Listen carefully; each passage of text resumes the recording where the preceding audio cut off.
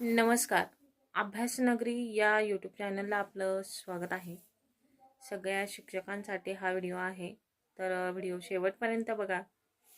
बरेच शिक्षक हे यंदा नवीन शासन निर्णयानुसार अतिरिक्त ठरणार आहेत.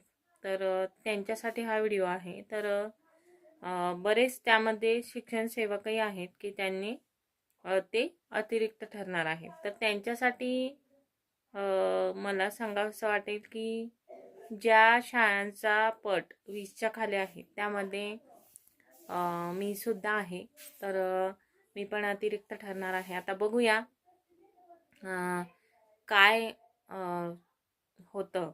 तर बरेच शिक्षकांना असं वाटतं की आपला पगार बंद होईल का, किंवा आपण अतिरिक्त झालो म्हणजे आपल्याला जॉबवरून काढतील का. तर नाही, तसं काही होणार नाही. आपली नियुक्ती कुठल्या ना कुठल्या तालुक्याच्याच ठिकाणी जास्त पटाची शाळा असेल त्या ठिकाणी आपली नियुक्ती होईल. आपल्याला दुसरी शाळा दिली जाईल, पण आपल्याला जॉबवरून काढलं जाणार नाही. आणि जे शिक्षक एक शिक्षकी शाळेवर आहेत, उदाहरणार्थ पट 15 असेल, 18 असेल, 16 असेल, तर त्या पटसंख्येनुसार एक कंत्राटी शिक्षक दिला जाईल आणि एक परमनंट शिक्षक असेल. परमनंट शिक्षकाला कामं काय असतील तर मुख्याध्यापक पद, प्रभारी मुख्याध्यापक पद सांभाळणे, आणि तुमच्याबरोबर जे कंत्राटी शिक्षक असतील ते वर्ग सांभाळतील.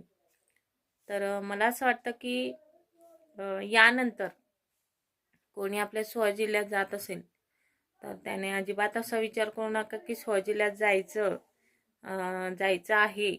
आपण जो सोन्याचा घास आपल्याला मिळाला आहे तो स्वीकारा. आणि आपल्याला आता अतिरिक्त ठरलेलो आहे तर जी शाळा तुम्हाला मिळेल ती स्वीकारा. कारण काहींना बघा, काहींना आता कदाचित तुम्हाला न आवडणाऱ्या ठिकाणी शाळा मिळाली आहे, न आवडणाऱ्या ठिकाणी गाव मिळालेलं आहे. आमच्या इकडे कोल्हापूर जिल्ह्यामध्ये इकडे अतिवृष्टी असते, म्हणजे अतिवृष्टी असते आणि अतिवृष्टीचा हे गाव आहे, इथे पाऊस खूप पडतो. तर त्यामुळे आता बघूया जवळपासची शाळा मिळते की खूप दूरची शाळा मिळते. तर नवीन शासन निर्णयानुसार अतिरिक्त ठरलेल्या शिक्षकांसाठी हा व्हिडिओ होता. बऱ्याच जणांना TETची परीक्षा द्यायची आहे, बऱ्याच शिक्षकांना. त्यांच्यासाठी पण आता CTETचे फॉर्म ओपन झालेले आहेत काल परवापासून. तर ते 18 डिसेंबरपर्यंत आहे. तुम्ही नक्कीच CTET पास होणार. CTETचे विषय कोणते घ्यायचे, तर CTETचे विषय हे पेपर 1ला मराठी, हिंदी, पहिला विषय हिंदी घ्या, दुसरा विषय इंग्लिशच्या ऐवजी मराठी घ्या, आणि तुमचे जे काही पर्यावरण असेल किंवा मानसशास्त्र असेल, हे विषय तुम्ही, गणित असेल, हे विषय तुम्ही घेऊ शकतात. त्यामध्ये तुम्हाला अध्यापनशास्त्रावर प्रश्न असतात.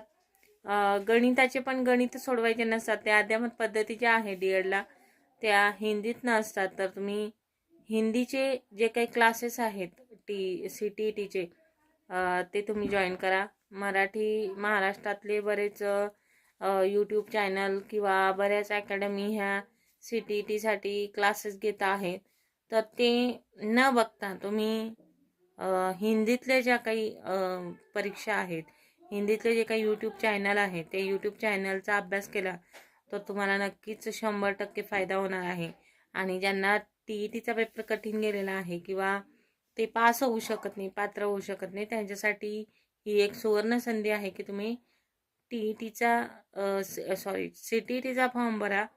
1 महिना तुम्हाला अवधी आहे. 15 दिवस मला अवधी आहे आता. तर 15 दिवसात तुम्ही CTETचा फॉर्म भरू शकता आणि तुम्ही पुन्हा एकदा तुमची, म्हणजे 90 मार्काला ओपनला आणि कॅटेगरीनुसार 82 मार्क हवे. तर व्हिडिओ आवडल्यास लाईक आणि सबस्क्राईब करायला विसरू नका. आणि एक महत्त्वाची गोष्ट, आपलं नवीन यूट्यूब चॅनल सुरू झालेलं आहे.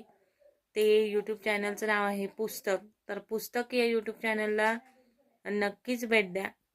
व्हिडिओ आवडल्यास लाईक आणि सबस्क्राईब करायला विसरू नका. धन्यवाद.